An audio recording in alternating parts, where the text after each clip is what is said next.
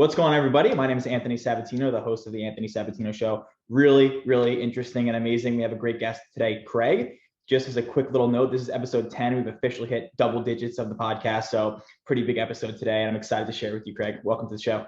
Thank you so much for having me, brother. So much love and respect for you. Every single time you and I get together, we create magic. I'm ready to rock. I'm excited. Dude, I'm ready. Let's go. All right. So number one, I just want to get it right off the bat because I think this is our mutual connection in terms of Dave Meltzer. So I'd love to just hear, kind of how you met him, maybe how your relationship with him got started, and then we'll kind of get into some more deep stuff. But I'm just curious out of my own interest. Sure. When I started CLS and I went all in, something that was very important to me was to be very intentional and specific with the relationships I formed. And Dave stuck out to me as a good guy, someone that's experienced, and someone that I could potentially learn from. And so I reached out to him. We ended up doing an Instagram live. I treated that thing like it was the Super Bowl. I came in hot and we had a great experience. And then we stayed connected. And then I was hosting a CLS retreat in LA last April, a little less than a year ago. And I worked it out where I was also going to go visit Dave and go shake his hand and blossom and strengthen the relationship. And we did. And we did some more things together. And then ultimately, I asked him to do the show, The Paradigm Shift, which essentially is a Saturday morning Instagram live. We have on some celebrities and some entrepreneurs and so forth. And we just talk gratitude and mindset and all that great stuff. And this weekend, we're approaching episode 50, which is pretty crazy. I've been on Dave's show, Office Hours and so forth.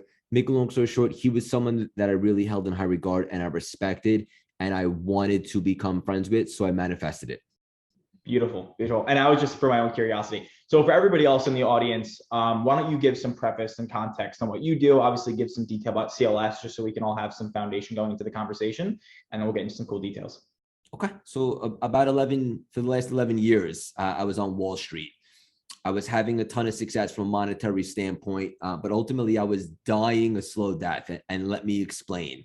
When I got to Wall Street, I also simultaneously found personal development, how to reprogram the mind, had to remove limiting beliefs, all that great stuff. And I became obsessed with it. And it was great. It helped me achieve monetary success on Wall Street. But ultimately, Wall Street was fun until it wasn't, right? Because it's so unpredictable and there's just so much out of your control. And so I pivoted from Wall Street and I started my own business, still in the financial industry, but a lot less stressful. But here's the kicker. It did not light my soul on fire by any means. It felt like a job. And even though I was grateful, Anthony, to wake up every day and be a business owner and make money, I wasn't even alive, brother. I was just existing. And I had started to become miserable for quite some time. I had all this built up energy and fuel and I channeled it to running. And that was pretty cool. I ran a bunch of marathons, 4 in 1 year. I may or may not have addictive personality. And I'm so happy I found that because running is a big part of who I am today, especially. And I'm sure we'll talk about this a little bit later with the tumor story and the most recent New York City marathon. But I never thought I was going to become a professional runner. I was just looking for an outlet. Fast forward to the pandemic. I shut down my office, what I thought would be 2 weeks. And I just had that moment. I had always felt guided and called, but I wasn't able to put it together. When I finally grounded myself for the first time, probably in my life, at the beginning of the pandemic, while everyone else was doing a lot of Netflix and a lot of day drinking, I just asked myself some really deep, challenging, powerful questions. Am I happy? Absolutely not. What would make me happy? If money wasn't an issue, this, that, and the other thing. And ultimately, I just put myself in this frequency where I really wanted to dive deeper and find out why I'm here. Because in my personal opinion, everybody is here with a purpose. Everybody has their own gifts. Everybody's here for a reason. The greats are able to identify it and gain clarity. And so from studying personal development, I asked myself 2 things. What are my gifts? What are my passions? My gift is my ability to communicate effectively, and my passion is personal development. So I married those 2. I started Cultivate Lasting Symphony, or CLS, a play on my initials, and I never looked back. But I left Wall Street for good, and I went all in. And I very humbly say it's exploded over the last year or so. We have 1 million downloads on the podcast, some of the world's biggest celebrities, sponsored by Mark Cuban, as you know, keynote speaking. I'm flying to Atlanta this week. The community, which you're a part of, the membership, some of the masterminds, all that stuff. And the whole irony of this whole story, and this is where I want to land the plane, is I didn't start CLS for the money, but ultimately, as it turns out, and as I found out, when you really like create your own happiness and find what sets your soul on fire, and you do a good job, the universe floods you with more money than you ever knew what to do with. And so I've left Wall Street for good. This is it for me in some capacity for the rest of my life. And I'd like to believe we're just getting warmed up. Dude, amazing. And to just piggyback on a few of those points, number one, I'm a proud member of the CLS group. It's an amazing community of people. It's great. But even just more of what it represents, I think, is important, right? And all those things that you touched on impacting mindset and really putting yourself in a frequency that matters. A lot of that can be found in there. So thank you, number one, for starting it and being a part of it. So I wanted to get the way I was thinking actually of a few different ways that we could have this conversation, obviously, because you bring so much to the table in this mindset world, and there's so much, different channels that can trickle off of that. So I was really figuring out a way that I could really best do this. And I thought the best way was really just get your takes on a few different things that I want to bring up, because I think we can expand upon it as we go. So I wanted to start off pretty nice and easy in terms of, the blatant term, but there's obviously a whole lot of depth to it. So let's talk about failure quick.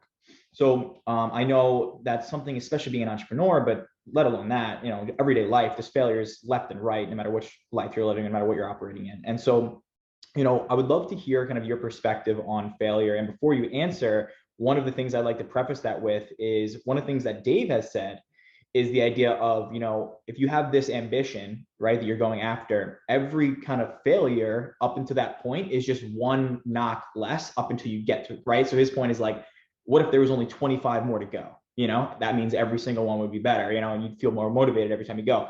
I'm curious if you kind of share that perspective, if you have anything else you want to expand on in terms of failure, maybe how you approach that. So that's interesting. It reminds me of the old term, like in sales, like every no brings you closer to a yes. And I appreciate that. For me personally, I think the only way that we fail is if we learn no lessons, right? So for example, like if you do something and it doesn't go according to plan, but you get some data and now you can take that and apply it to the next attempt, I don't believe you really failed. You know what I'm saying? I think you just learned. So for me, it's like the only way you can fail is if you don't try. And when people ask me, like, weren't you scared to go into CLS, into an arena that you had zero experience within the online space? I literally had 300 Instagram followers, no connections, and leave a stable job on Wall Street. And the answer is, I was petrified to go back.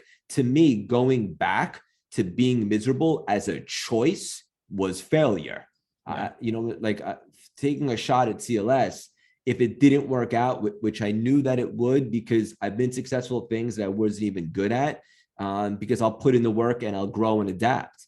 But for me, I was just absolutely petrified to go back, brother. So when I felt called and guided, I stepped into CLS knowing that there will be obstacles, there will be challenges. I will get knocked on my butt, but I will learn. I will surround myself with experienced, good people like our mutual friend Dave and so forth, and I'll continue to get better. And then ultimately, I can't fail if I look at it like that. But then again, like at the same time, my first marathon that I ran in New York City, I wanted to break 4 hours and I didn't. So I guess essentially I failed that goal, right? But ultimately it kept me inspired to even do better, and I did get better, and then I ended up breaking 4 hours. So, I don't think failure is a negative. I think the only way that failure can be associated with a negative is if you don't try or you don't learn anything. I like to look at it as it's a part of the process. Love that. Love that. And it's funny, I was waiting to ask this, but since you just brought up process. So I have this analogy in my head, and this can be a little deep, but I think it's cool to go there. So if you think about, those differences between, masculine and feminine energies, right? A really interesting space that I'm kind of fascinated in. And one of the analogies that I really find most interesting is if you look at only really utilizing one of those things, it's kind of like a bird flapping with one wing, going in a circle, and when you can utilize both, that's when you can start really going somewhere, and you find yourself in all these flow states, and, you get a lot out of that. And I really believe in that difference maker where you look at process as opposed to maybe just some end fixated goals. That's more of that, right? Like, I was wondering if you could speak to that in terms of maybe just the value of process going through the journey. Yeah, I love that, brother, because something that I've learned recently since I've been diving into the law of attraction and this quantum stuff is the ability to understand the power of intention, which essentially is having a thought or an idea, which makes it possible, and then take an inspired action, which makes it a probability. But here's the kicker. So you take positive action, intentional action, I should say, towards something, but then you surrender and flow from the process, right? Like what's the expression is you marry the process, you divorce the outcome. And so essentially, I think that instead of putting too much pressure on expectations on the end result, which you just attested to, I think it's best to just stay in your process and be consistent and committed each and every single day to moving the chain, so to speak, or in a football analogy, getting first downs. And then ultimately, a couple months down the line, it's like, oh my goodness, look what we built so far. It's that long game mentality. So it's something that I've learned over the years, and I'm really glad that you challenged me and brought that up, is because I think too many people put so much pressure on certain expectations to certain end results that if they don't get it right away, they become easily dejected. So what I try to focus on a little bit more is the process and just showing up as the best version of me each and every single day. And then I know we'll create those end results that I'm looking for, and then some. Beautiful. Yeah.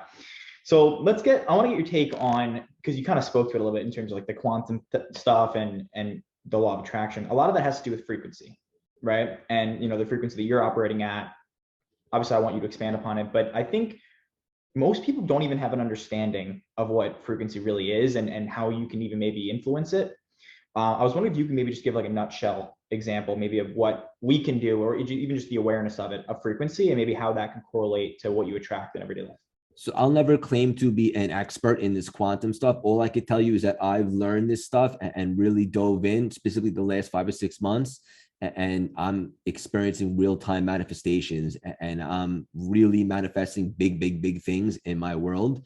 So I could tell you what it means to me.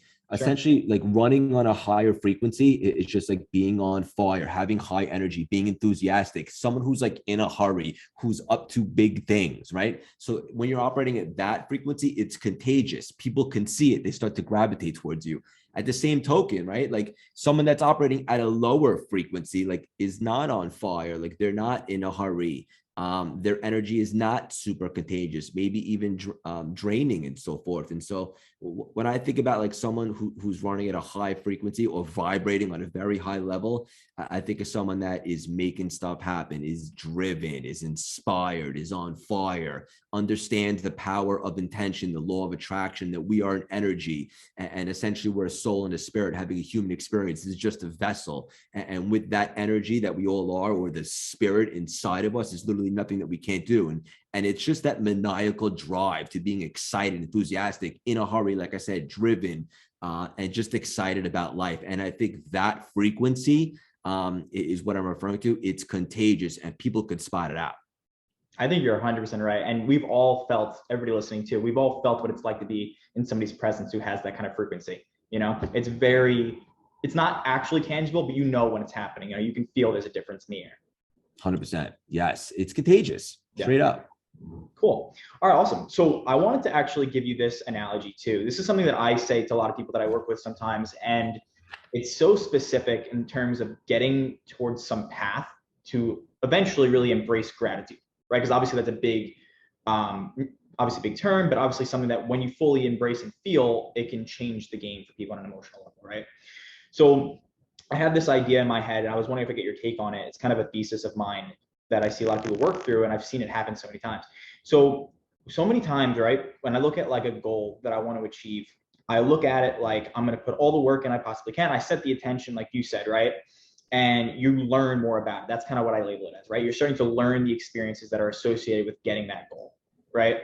And what happens is after you learn something new constantly, what ends up happening is, again, correct me if I'm wrong, this is what I've noticed. You're almost like subconsciously desiring to manipulate the outcome at that point because you feel like you can, right? Does that kind of make sense?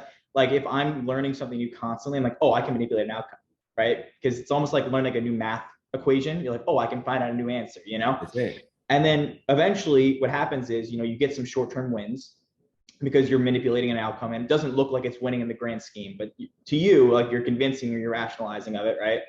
And you're just validating that, you're validating. And all of a sudden you get served some humility, right? Something happens where it feels like your world just implodes because you were leaning in so hard to that self-validation that wasn't really sturdy, and you get served something that makes you humble, right? And I think at that juncture, you start to really reframe your gratitude, right? And I'm curious if I get your take. I know that was a little bit long-winded, but that was like my thesis of really where how I see a lot of people getting to the step of gratitude that maybe isn't on purpose. But I was curious if I could get your take on that. It's a great point, brother. Beautifully said. And I love the way you articulated that. I want to acknowledge you for that. It happened to me when I was training for that Chicago Marathon, and I was going 1,000 miles an hour with CLS, and the universe had different plans, right? And all of a sudden I got injured, and it turns out there was a tumor in my foot and I needed to slow down. And I know for certain that life happens for us, not to us. And that was the exact blessing that I needed at that time to kind of reset, get the surgery, get it all taken out. But it was at that moment when I was on crutches with a hole in my foot that I began diving into this quantum stuff, the law of attraction, understanding working within the ego. Instead of I'm going to run Chicago and shock the world, then all of a sudden we're going to have an opportunity to show up to New York, inspire my dad who's battling cancer, raise money for American Cancer Society, do it for a bigger reason. And I'm just so grateful for that whole situation. I guess it's easy to say on the outside that that situation humbled me, and maybe to an extent it did. But it was exactly what I needed at the right time, and I am super grateful for it. And I could tell you that my frequency of gratitude has definitely been enlightened since that incident, for sure. And I think that is a perfect analogy of what you were just referring to. That's amazing. I'm glad you gave that example. And if you want, you can feel free to leave as much detail out or in as you want. But if you want to maybe, it's a very inspiring story. And I think when I first met you in the city that one day with Dave, The crutches. you were on the crutches, right? Yeah. So if you want to give some insight, I think a lot of people can learn from that story. Yeah. So I was training for the Chicago Marathon. I was talking about it from a little bit of an ego, saying, I'm going to shock the world, do this and that. I was at a big speaking engagement with our mutual friend, Dave, in Myrtle Beach, and we were playing football on the beach. Never a good idea with the boys. And I got injured. I thought I broke my foot. I came home. It was misdiagnosed as a sprained ligament. My intuition just didn't buy into it. And I felt guided to facilitate an MRI, even though they said it's not necessary. And I did. And they give me a call back the next week, the doctor. He's like, I think you should come in. I'm like, I'm a little busy right now. Just hit me with it. Is it torn? And like, actually, the ligament looks good. Then he pauses and he goes, well, we found a tumor on the bottom of your foot. It shook me up. No one was expecting that. I allowed myself a couple hours of a pity party, whereas the old Craig would have sat in that pity party for maybe even weeks to a month. But now I know life happens for us, not to us. And I also understand that you won't be able to figure it out necessarily in that instance, because you can only connect the dots looking backwards. And so the very next day, doctors, find who I like, the best surgeons in Manhattan, get the tumor taken out. It's benign, thank God, crutches, stitches, and so forth. But it was at this point where I was like, if I'm ever going to buy into this quantum law of attraction stuff, why not now while I'm sitting here and I can't physically train? Because I'd always been skeptical because it was beyond my senses. And maybe that's a little egotistical, if I'm being honest. So I dove in and I went down the rabbit hole, brother, and I can't talk about this stuff enough. And I ended up not being able to run Chicago, but 3 weeks after that, which is not that long of a time, I was able to have an opportunity to get to New York, like I said earlier, run to inspire my pops, raise money for cancer and so forth. And it's funny because as I was getting closer, I was just in another frequency, like we talked about earlier. Like I was in the quantum. I was no one, nowhere, nothing. I was just a spirit. And I started to get a lot of confidence about what we could do there, because I didn't believe that I was limited to my physical capacity, which was not being able to train. Sure. And everyone would ask me for predictions. Do you think you'll be able to finish? And I just said, no predictions for this one. I'm just grateful for a shot. And I was in another dimension, brother. I ran that thing faster than I ever ran in my life, a 3:39 personal record with a broken foot also, as it turned out. I found out after. But ultimately, that story arc was complete from tumor diagnosis to marathon finish. But the real journey, the real arc has only begun with this quantum stuff. And I've been in the quantum ever since, brother. And there's just no other way to describe what happened. I mean, you typically have to train to run 26.2 miles physically. I was unable to do that. So how did I run so fast? I just learned a lot about energy and a spirit and all that stuff. So it's definitely a story worth mentioning. And this changes the whole game now going forward, because now there's literally no limitations on what we can do and who we can become. Beautiful. What an inspiring story. Oh, man, that's great. And so speaking on that, right, because I think at a physical level, right? To your point, it was nearly impossible to do what you did, right? You know, you made it happen. Do you, and I'm just out of my own curiosity here too, do you do anything even now, maybe that you're a little bit better healed on the physical sense that maybe has made an impact on you emotionally or something like that? Like, do you do something physical, like morning routine? Do you do something, you know, in your workouts or even running still, like you mentioned? Like, is there something big that impacts you still on a physical level? I, since then, I run now with just a different mentality. Running for me is a moving meditation, brother. Like I'm just, it's like me in my zone, like just me, God, my thoughts, great ideas, maybe music, maybe a podcast, whatever the case may be. But now I also have that point of reference. Like if I'm ever doing anything physical, whether it's working out, running, or anything, it's like, wait a minute, you ran the New York City Marathon with a tumor, right? Refresh out of surgery, like you could do anything. And so I definitely carried that with me and so forth. But the physicality, like I work out every single day, believe it or not, but it's just that for the first time in my life, like looking good isn't my priority. I work out to really just, break a sweat, cross a job well done off the list. And because I genuinely love it. And I do. And it's just, working out for me now is a different type of validation than it used to be when I was a little bit more immature. That makes sense. I'm the same kind of way too, where the reasons why I worked out before are completely different now. Now I look at it like when I'm working out, it's to completely level up every other part of my life as opposed to just trying to look good, you know? Yeah, 100%. That's amazing. So I want to take us down another deep analogy here quick and get your take on it. Sure. So I have this understanding, right, that a lot of times what happens is throughout a journey, throughout a process, call it your entire life, or even sometimes towards a goal specifically, what happens is a lot of times we seem to demonize something that ends up being the exact thing we appreciate in the end, or the exact thing that should have been appreciated the entire time. But many times we feel like we almost have to demonize it to learn how to appreciate it. Right. And so the analogy I give a lot, and this one's a little deep too, is this idea of, having your ego in play, right? A lot of times we demonize our egos like there's it's like some personified like thing out there that's hurting us. Meanwhile, the actual like end ambition is to understand how to be one with your ego. Like it's a part of you. It's creating your human experience. It's doing all these things, right? And a lot of people demonize it. There's even books out there, right, of like how to like dislike your ego or how to get it away from you and things like that. And I haven't read them, so I don't want to speak on it. But the idea of that process of learning how to demonize something to then learn how to appreciate it, I'm curious if you have any take on that. With the ego, I thought it was the devil too.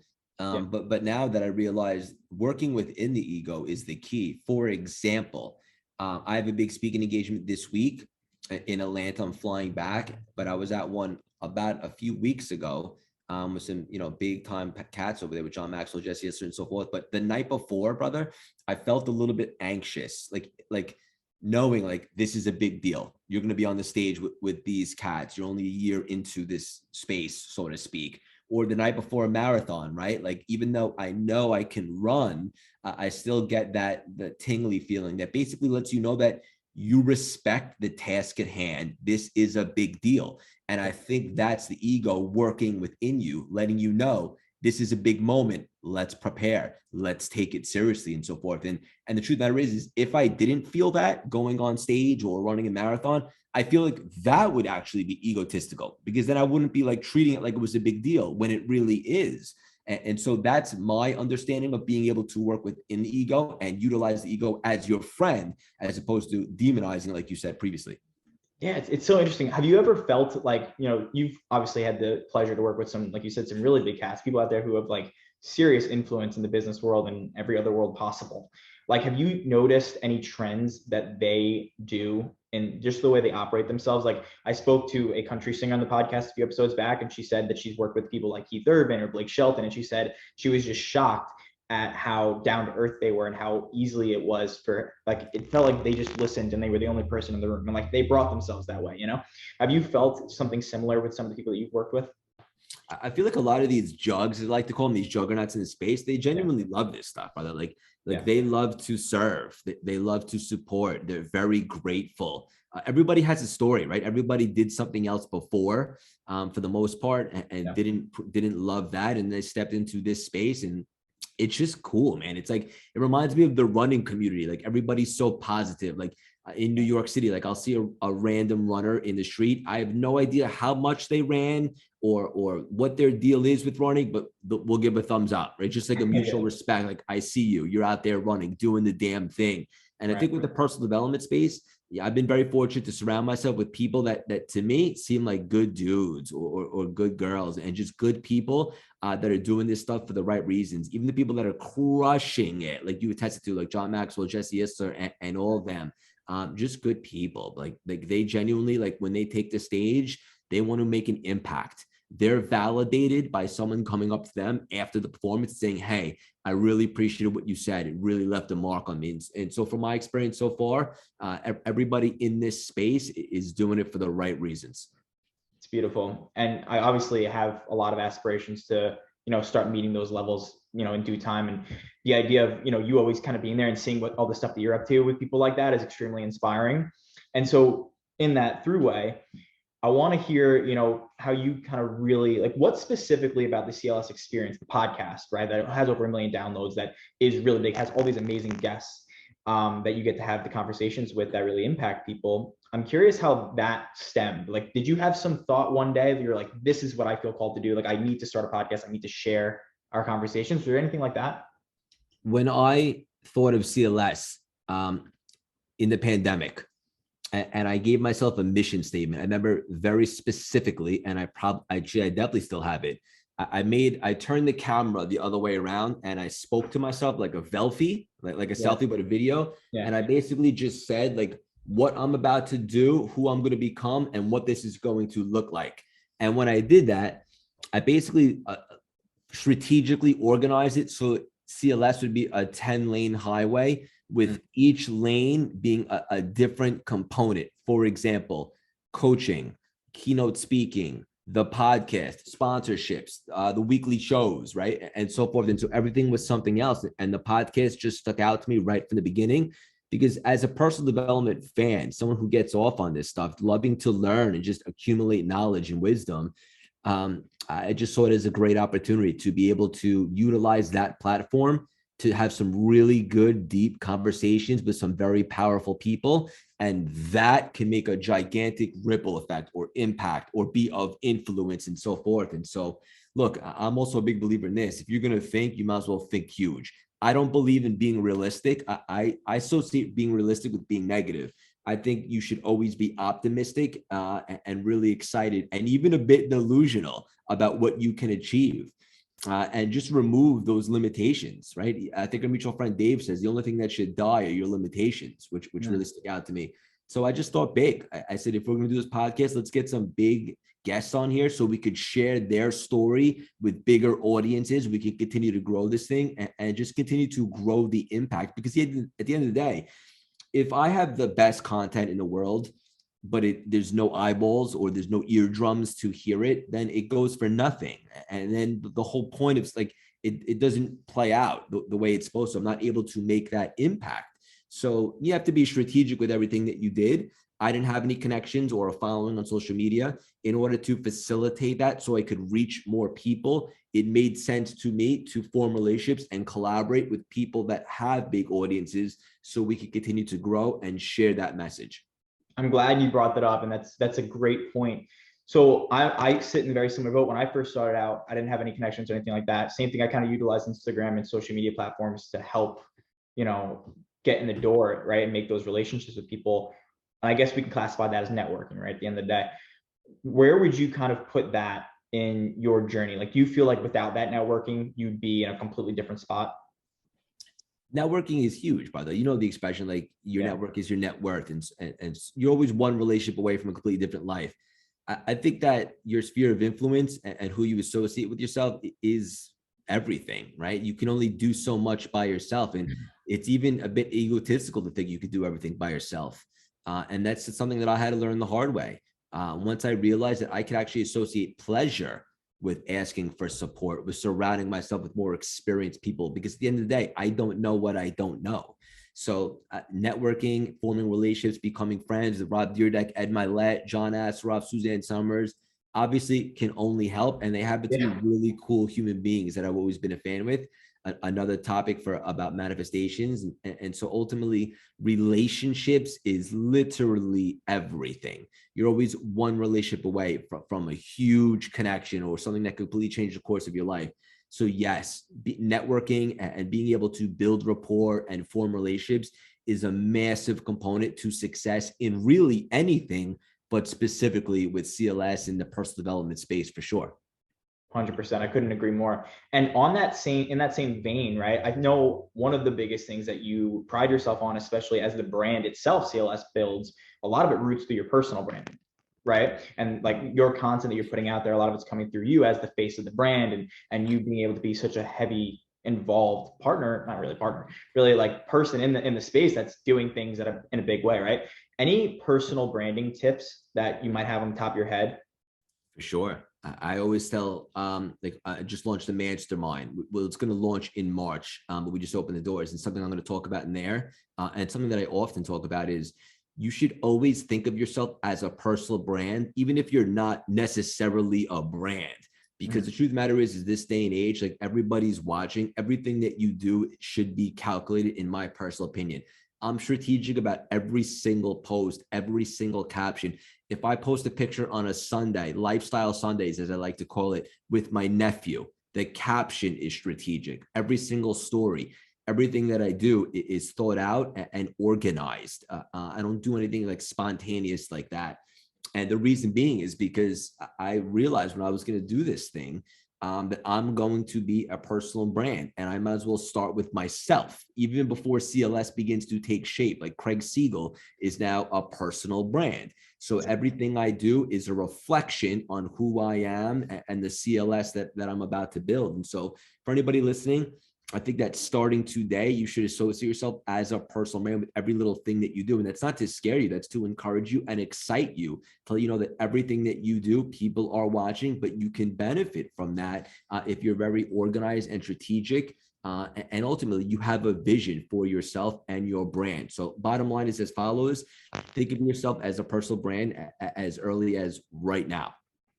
Beautiful advice. Yeah. One that I definitely took when I first started my brand too, something to that effect. I realized, hey, if a situation were to occur where everything that I did regarding this business that I was building or the brand of myself that I was building was on camera and was documented, would I be proud of it? And once I started thinking through that lens, I started realizing you're right. Wow, I do have to be strategic. Everything does need to be organized with intention of exactly what I mean. Attention. And one of the things that I actually learned from you involving in CLS itself as well is the idea of building community, right? And the value of having a community that you can really impact and have such inside close access with is so important, right? And I'm curious, when you first started CLS, like, did you find any particular strategies or even just mentalities that you thought of in terms of community building? So community for me stuck out from the very beginning because I said to myself, just like I said with the podcast, same thing, just a different arena. Like if we're going to provide great content, which I'm confident and I have a strong self-belief that I can provide because I accumulate personal development every single day.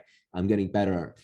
I'm listening to audiobooks, podcasts, whatever the case may be. So if I'm going to be able to provide great content, there's got to be people to see it, or otherwise it goes for nothing. And then essentially I'm being selfish with these gifts, right?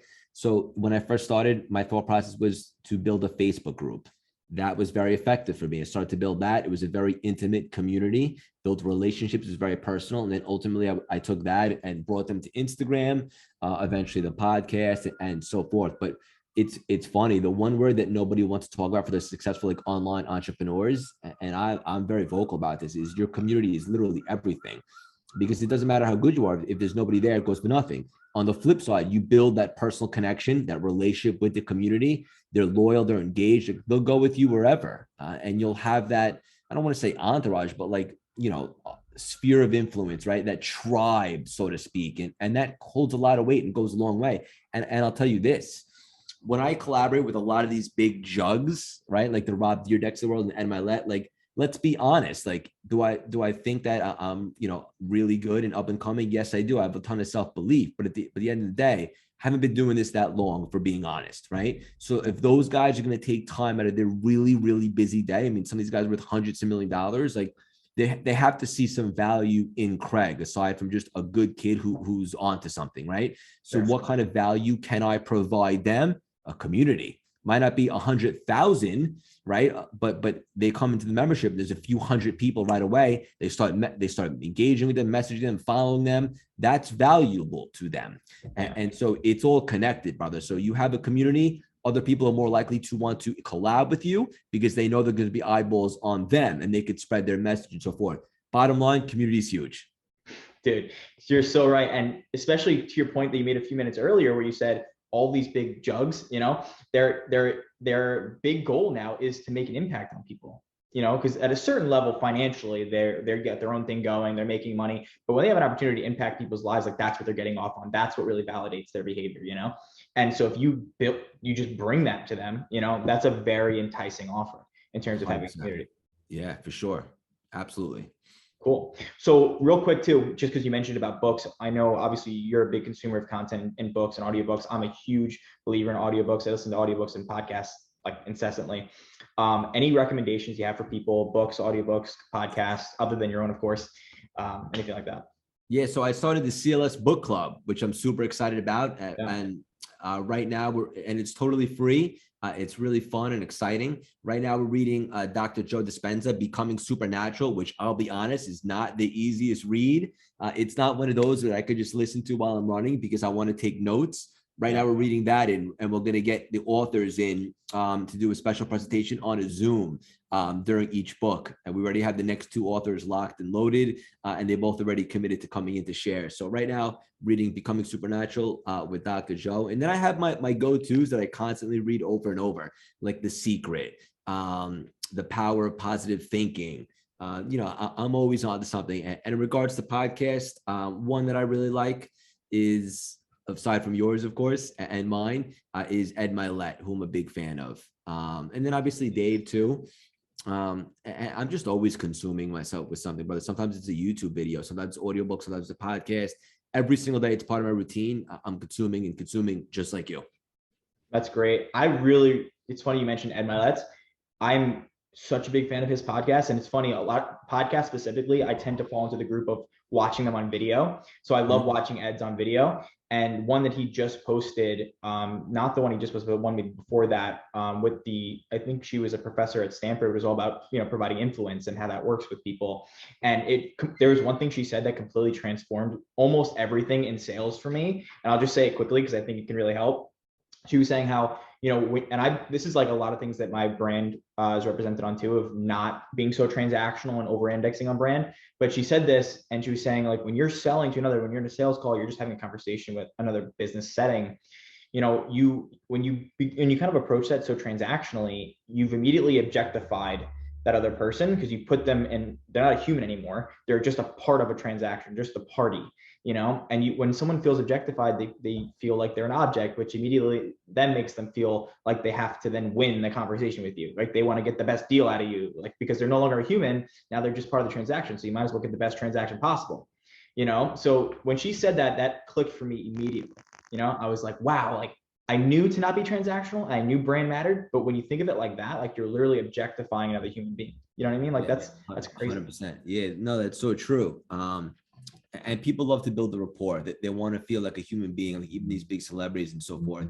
And I think that's one of the things that I've really made a gigantic effort to do, is to have really good conversations with some of the guests and build a friendship. And I think that goes a long way. They could see that you separate yourself from the pack. 100%. Yeah. So just as we wrap up here, any last minute, mindset tips that maybe someone can take and execute, and that's practical, that someone can do when they're feeling down or they're feeling anxious or stressed? Because, I have a very entrepreneurial audience. So a lot of people are running businesses here. And I know for a fact, obviously me included, that running a business can be extremely stressful and there can be a lot of stuff on your plate. I'm sure you can attest to that.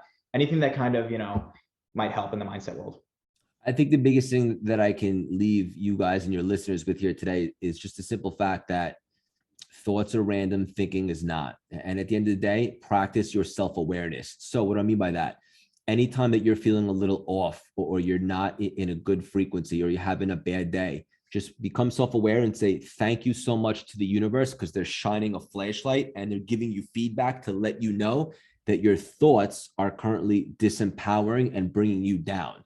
Because here's the thing, it's backed by science. 75% of your thoughts over the course of the day are going to be negative. So how do the ones that are so optimal or elite, how do they work within that? They're able to block out some of that interference. And how do they do that? They're very strategic with the thoughts that they allow to consume real estate inside their mind. So for example, if you're feeling weird, that means that you're flooded with disempowering thoughts. It's as simple as in being aware of that and then getting them out, right? Like an intruder in your house, and then implementing positive, constructive, productive thoughts, which will now change your beliefs about your situation. So all those limiting beliefs that people suffer from, the good news is you weren't born with those beliefs. You've cultivated them over time. So anytime you're feeling a little bit weird, business, entrepreneurship, a relationship, whatever the case may be, it's just your thoughts that are not serving you at that moment. And if you understand that, you can replace them with empowering ones, immediately creating positive beliefs, which will change your behaviors, your habits, and then ultimately change your results. I know this sounds simple, and it is. It's not easy, but it's simple. It just challenges you to be very self-aware. And anytime you're feeling a little bit off, just understand it's your thoughts. Go back in and be strategic with the ones that you want to allow to stay there, and then you'll change your beliefs, and literally your entire frequency will change in an instant. Wow, that's great advice. Thoughts are random, thinking's not. That's great. That's it, brother. Yeah. So listen, man, how can people reach out to you? Where can people find you, find more of your content, and potentially even join CLS? I think I hang out the most on Instagram at Craig Siegel _CLS. Anywhere you listen to podcasts, the record setting, the CLS experience. Our website, cultivatelastingsymphony.com, where you can find all ways to work with us, whether it's the CLS membership, which you're a part of, or the masterminds, or all the cool stuff that we have going on. And if you like daily inspiration, join the free texting community by texting 917-634-3796. Come say hello. I love to interact. CLS is a personal connection. You will actually get a message back from me at some point.